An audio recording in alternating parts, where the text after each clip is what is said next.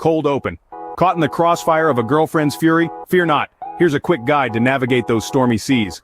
First, do not, I repeat, do not ask, are you on your period? That's like pouring gasoline on a fire.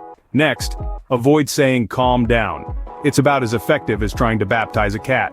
Instead, try listening. Yes, it's a radical concept, but trust me, it works. Remember, sorry is a magic word. Use it, but not too often or it loses its charm. And finally, if all else fails, chocolate or ice cream, or both.